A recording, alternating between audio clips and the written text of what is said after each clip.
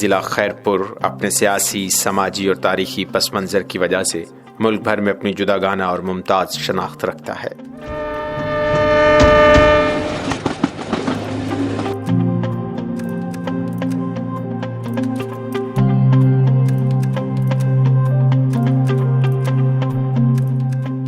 ریاست خیرپور کی بنیاد تالپوروں نے رکھی۔ اس ریاست کے پہلے حکمران میر سہراب خان تالپور تھے، جو کہ 1783 سے 1811 تک زمام اقتدار سنبھالے رہے۔ ان کے بعد برطانوی راج کے دوران یہاں مختلف تالپور حکمران تخت نشین رہے اور پاکستان بننے کے بعد اکتوبر سن 1955 میں ایک معاہدے کے تحت ریاست خیرپور کا پاکستان سے الحاق ہو گیا۔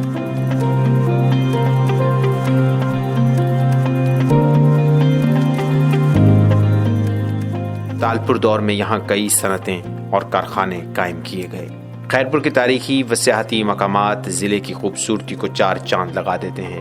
ان مقامات میں سر فہرست قلعہ کوٹ ڈیجی، فیض محل، دیگر تالپور دور کی عمارتیں شامل ہیں۔ یہ عمارتیں اپنے قیام کی صدیاں بیت جانے کے باوجود بھی دیکھنے والوں کو اپنے سحر میں قید رکھتی ہیں۔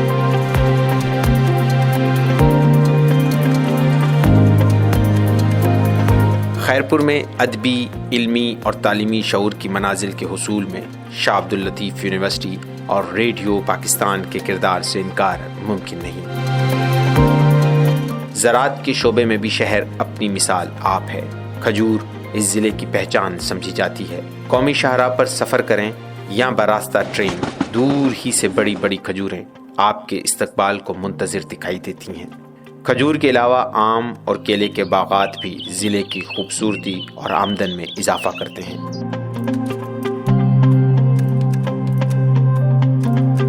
ضلع خیرپور کی تحصیل کوٹ ڈیجی میں کوٹ ڈیجی قلعہ آج بھی دنیا بھر کے سیاحوں کو اپنی جانب متوجہ کیے ہوئے ہے۔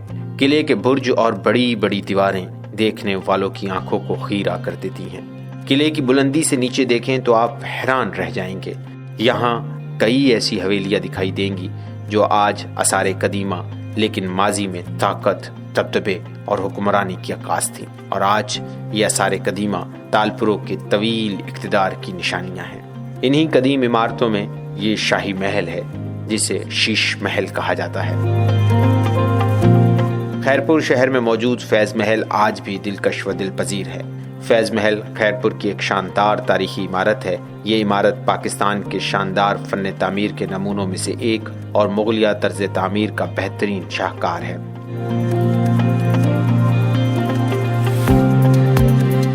فیض محل کے علاوہ سیشن کوٹ کی عمارت بھی شہر کی تاریخی شناخت کو زندہ رکھے ہوئے ہے۔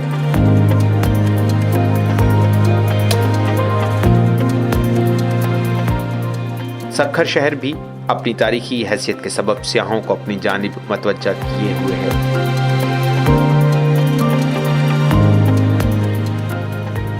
یہاں لینس ڈاؤن برج اور سکھر بیراج ہیں۔ سکھر اور روڑی کو ملانے والا لینس ڈاؤن برج فن تعمیر کا نادر نمونہ اور دنیا کے چند خوبصورت پلوں میں سے ایک ہے۔ اس آہنی پل کا تذکرہ سندھ کے لوک گیتوں میں بھی ملتا ہے اور اس سے منسوب کئی لوک داستانیں آج بھی زبان زد عام ہیں۔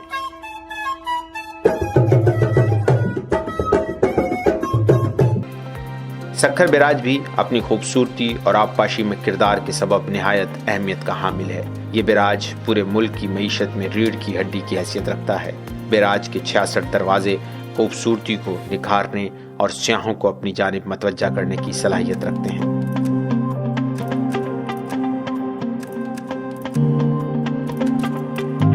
سکھر شہر میں کئی دیگر جگہیں دیکھنے سے تعلق رکھتی ہیں۔ انہی میں سے ایک سکھر کا تاریخی مینار معصوم شاہ جو مینارو ہے۔ اس مینار سے سکھر شہر کا مکمل نظارہ کیا جا سکتا ہے۔ میر معصوم شاہ بکری ممتاز عالم، مورخ، ادیب، شاعر اور فوجی افسر تھے۔